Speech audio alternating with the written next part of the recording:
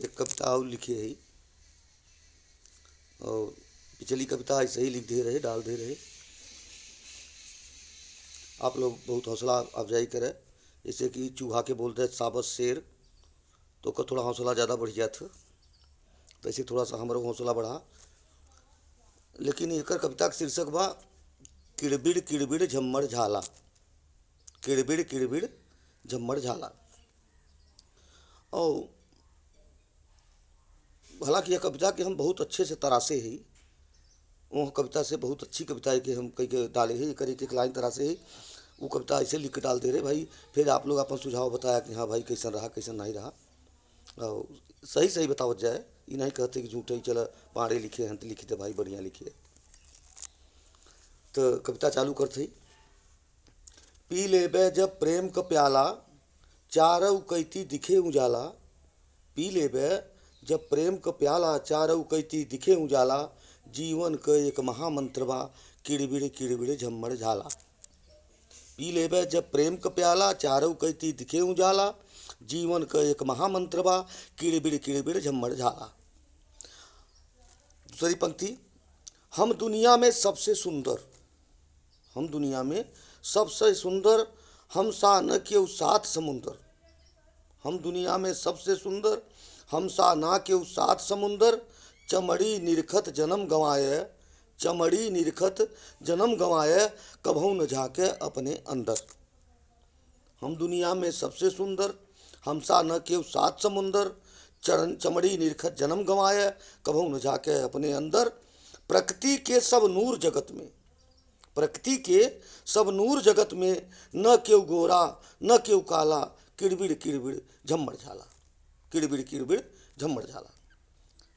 दूसरी पंक्ति, सबसे ऊपर जात पात बा, सबसे ऊपर जात पात बा, पूजनीय हमार लात बा। सबसे ऊपर जात पात बा, पूजनीय हमार लात बा। असमसान में फूंक तापिक तब काहे गंगा नहात बा। जब हम इतना पवित्र है, हमार लात पूजनीय बा, यह संदर्भ में हम कहा चाहते हैं कि सबसे ऊपर जात पात बा, पूजनीय हमार लात बा।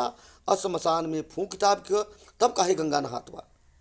अपने खातिर फूल की इच्छा, अपने खातिर फूल की इच्छा और दूसरे के बोआ भाला। अपने खातिर फूल की इच्छा और दूसरे के बोआ भाला। किड़बिड़ किड़बिड़ झम्मर झाला। किड़बिड़ किड़बिड़ झम्मर झाला। तीसरी पंक्ति बा कि मनईन में मनईन का अंतर। तू बड़ा आदमी, हम छोटा आदमी, ये बेसहूर आदमी, ये सहूरदार आदमी, ये अच्छा आदमी, ये बुरा आदमी, तमाम तरह का अंतर, छोटा आदमी बड़ा आदमी। तो मनईन में मनईन का अंतर, माथे चंदन गले में जंतर। मनईन में मनईन का अंतर, माथे चंदन गले में जंतर। एक ही छत एक ही जमीन में, एक ही छत एक ही जमीन पर, एक ही छत एक ही जमीन पर, कहाँ सीखे ई जादू मंतर। मनईन में मनईन के अंतर, माथे चंदन गले में जंतर। एक ही छत एक ही जमीन पर, कहाँ सीखे ई जादू मंतर।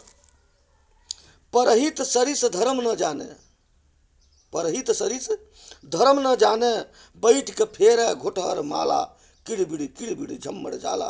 किड़बिड़ किड़बिड़ झम्मर झाला। अंतिम लाइन बा भाई, ईश्वर अंश जीव अविनाशी, ईश्वर अंश जीव अविनाशी, ढूंढत है तू मथुरा काशी। ईश्वर अंश जीव अविनाशी, ढूंढत है तू मथुरा काशी। जीवन भर तू समझ न पाए, बस इतनी ही बात जरासी। ईश्वर अंश जीव अविनाशी, ढूंढत है तू मथुरा काशी। जीवन भर तू समझ न पाए, बस इतनी ही बात जरासी। सब कुछ यहीं धरा रही जाए, सब कुछ यहीं धरा रही जाए। और जब जीवन का चुके मसाला, किड़बिड़ किड़बिड़ झम्मर झाला। किड़बिड़ किड़बिड़ झम्मर झाला। पी ले बे जब प्रेम का प्याला चारऊ कैती दिखे उजाला। जीवन का एक महामंत्र बा किड़बिड़ किड़बिड़ झम्मर झाला।